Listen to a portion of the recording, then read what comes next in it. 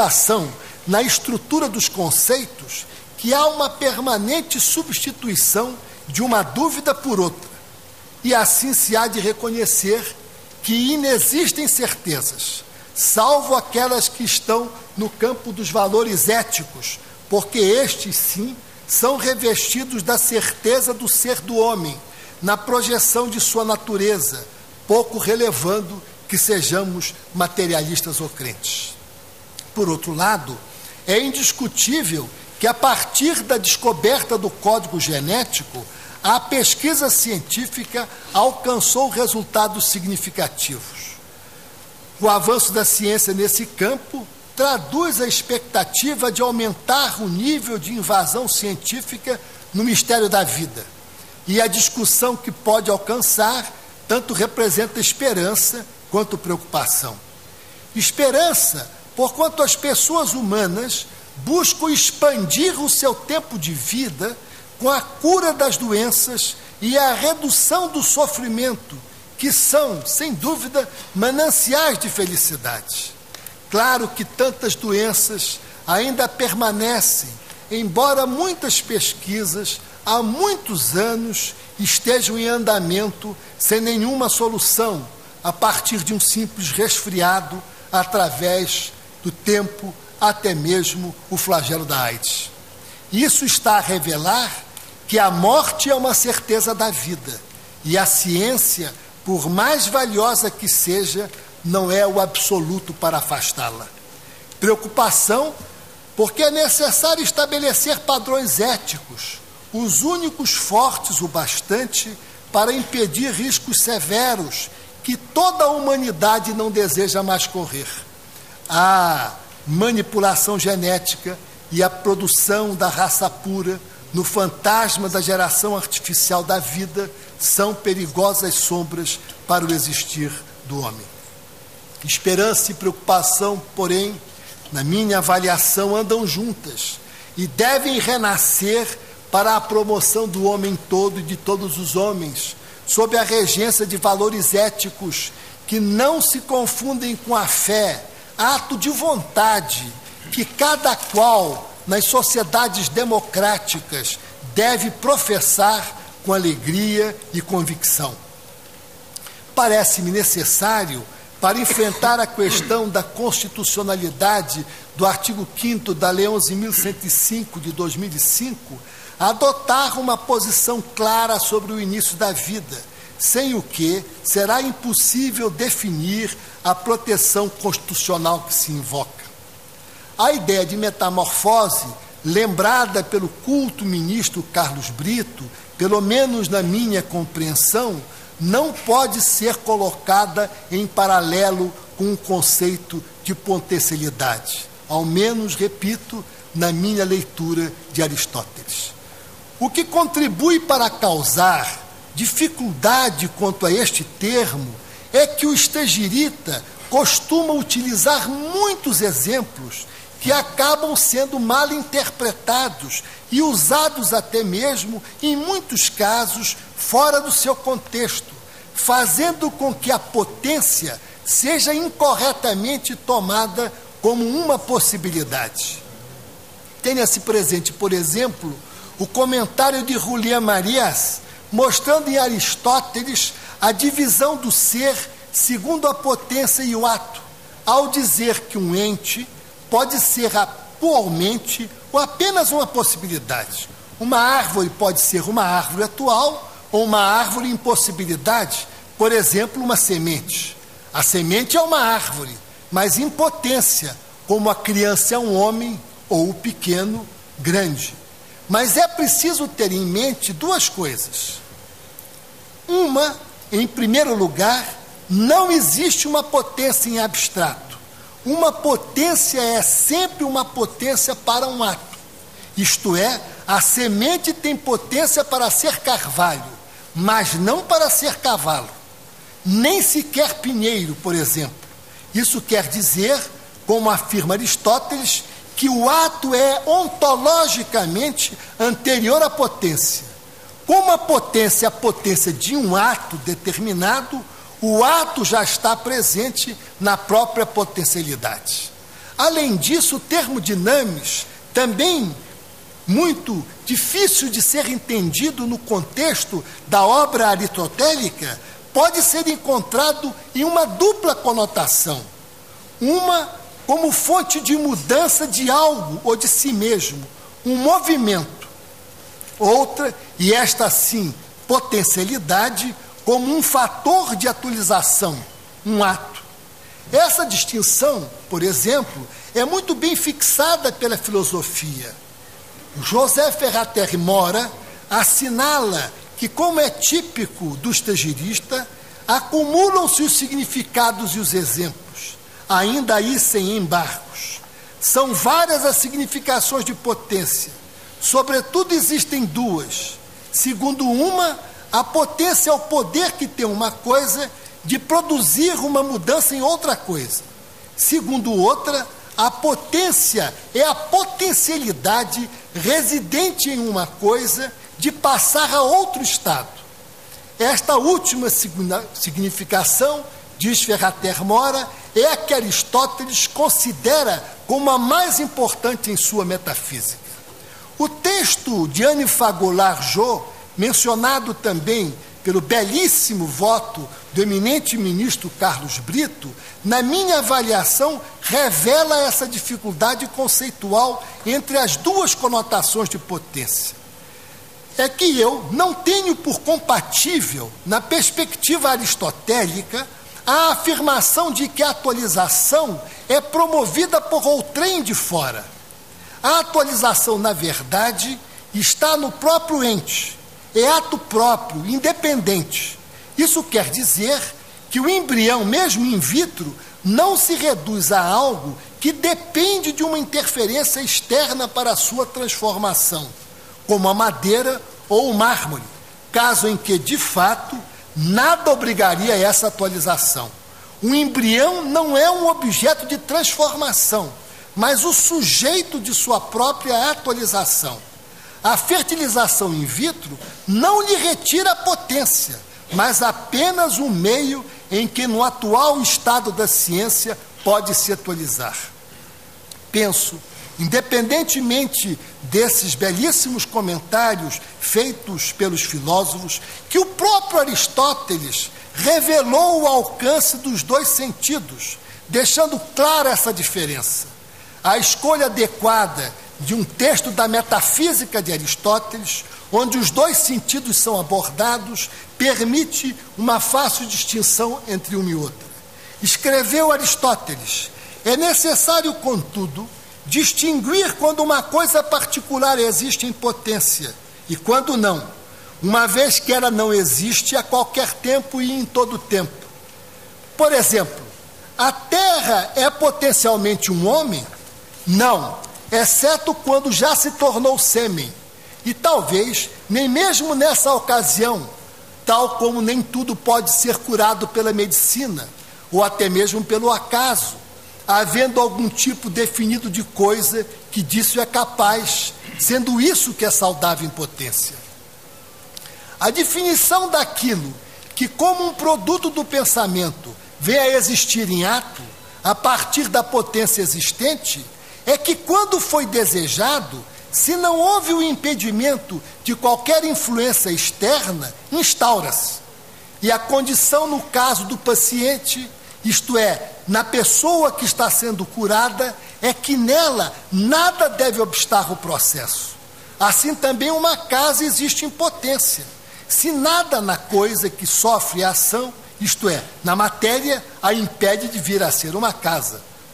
E se não há nada que tenha de ser acrescentado ou subtraído ou alterado. E afirma Aristóteles em ponto crucial: isto é potencialmente uma casa.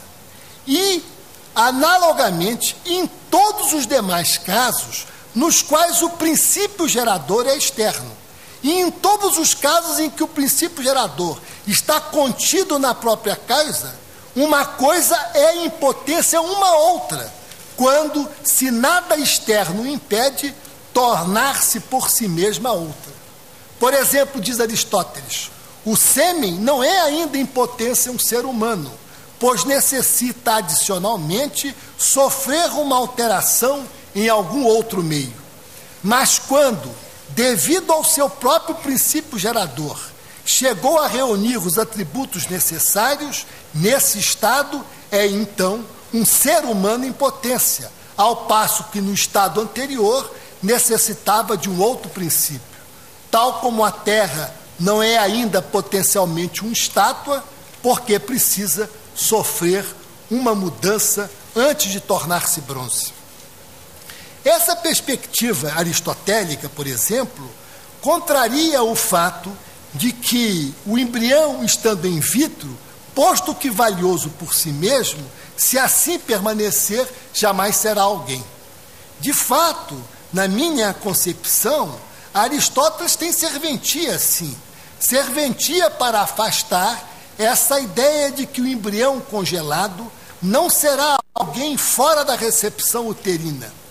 É possível dizer o contrário, ou seja, quando há a fecundação, ele já é.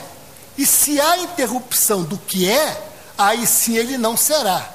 Ele já é ser porque ele foi gerado para ser, não para não ser. O embrião não é ente que se transmuda para além da sua essência. É o próprio ser em potência e, sobretudo, em essência, em interrupção que em seus primeiros estágios e mesmo em cultura é representada por suas sucessivas divisões. Como bem expõe Aristóteles, a atualização somente deixará de ser verificada se algo externo se interpuser ao processo. O desenvolvimento do embrião é contínuo e progressivo. O coração e o sistema sanguíneo existem porque estão presentes no embrião em potência. Os movimentos somente são possíveis porque os membros já existem na essência do embrião, assim como as propriedades da fala e tudo o mais que forma e caracteriza o ser humano relacional. Da mesma forma, a estrutura neural existe porque há no embrião em potência. Dizer o contrário, na minha compreensão, é contrariar a própria natureza das coisas. Procura-se achar abrigo com relação ao tema que está em julgamento na legislação sobre a morte cerebral. Mas, embora o nascer e o morrer sejam processos da existência humana, não creio que se deva confundi-los. De todos os modos, poucos se dão conta da enorme controvérsia em torno do diagnóstico da morte cerebral, a partir da introdução do termo coma de passé, coma irreversível, introduzido por Mollaret e Goulon já em 1959. Basta, para constatar isso, ler o estudo produzido pela Clínica Mayo, advertindo para os erros de diagnóstico de morte cerebral, diante de circunstâncias outras que não são então conhecidas, como, por exemplo, a hipotermia e a intoxicação por drogas, que pode levar ao dito coma irreversível, embora não o seja. No Brasil, a Lei 9.434 atribuiu ao Conselho Federal de Medicina a definição dos critérios para diagnóstico da morte encefálica. Mas o que se vê é que esses passos adiantes no domínio científico da vida e da morte não se dão sem o estabelecimento de regras, com a previsão possível, na melhor dimensão da humildade do cientista no trato desse mistério. Aliás, a utilização da analogia entre vida cerebral e morte cerebral não é mais que a representação de uma posição preconcebida acerca da dualidade do homem no corpo e no pensamento. Essa dualidade implícita, de resto, como todos sabemos na herança cartesiana, deve, porém, ser superada. O homem é complexo, mas uno. Sua compreensão exige uma visão que não o divida, como o próprio Edgar Morin assinalou ao dizer que a compreensão complexa do ser humano não aceita reduzir o outro a um único aspecto e o considera na sua multidimensionalidade. Como escrevi em outra oportunidade, como indivíduos, sem dúvida existe uma massa corporal de células geradas de outros indivíduos da mesma espécie animal. Enquanto células, são todos também energia, e a massa corporal vive e se mantém porque diversos sistemas de células geradas da reunião dos gametas são produzidos a partir do momento em que ocorrem a chamada fecundação e dão origem aos órgãos que mantêm o funcionamento do corpo. Em Antônio Damasio, no livro clássico O Erro de Descartes, tratando dos organismos, corpos e cérebros, escreve que qualquer que seja a questão que possamos levantar sobre quem somos e o que somos e por que somos e como somos, uma coisa é certa: somos organismos vivos, complexos, com um corpo propriamente dito e com um sistema nervoso, possuindo o organismo uma estrutura e miríades de componentes com numerosos órgãos combinados em sistemas. A questão em torno da natureza do embrião autoriza a desafiar desde logo a comparação que se procura fazer entre o embrião gerado em processo de fertilização in vitro e o embrião implantado no útero, ao argumento de que sem este não há vida possível. Essa interessantíssima visão do problema está bem enunciada, com claridade notável, pela séria, respeitada e reconhecida pesquisadora Patrícia Prank, professora da Faculdade de Farmácia da Universidade Federal do Rio Grande do Sul. Neste precioso trabalho acadêmico, ainda não publicado, ela escreve que a implantação e consequente gestação só ocorre graças às moléculas que existem no útero. A gravidez é a sintonia entre o embrião e o próprio útero da mulher. A ovulação prepara o útero para receber o embrião, tanto que se o embrião gerado in vitro, crescido até o 5º dia, não for introduzido no corpo feminino, enquanto organicamente o útero estiver preparado, e for introduzido no organismo da mulher dias mais tarde, a implantação não ocorre. Ou seja, aquele embrião só tem potencialidade de se transformar em um bebê se for introduzido no útero, em condições favoráveis de implantação, o que, de forma natural, só ocorre em sincronismo com o processo da evolução, da ovulação, ou se artificialmente o endométrio materno for preparado. Isso ocorre, diz a séria pesquisadora, apenas durante a chamada janela de implantação, em que todas as condições estão adequadas para receber aquele embrião. Afora essa condição, o embrião, mesmo introduzido no organismo materno, não tem como ser implantado.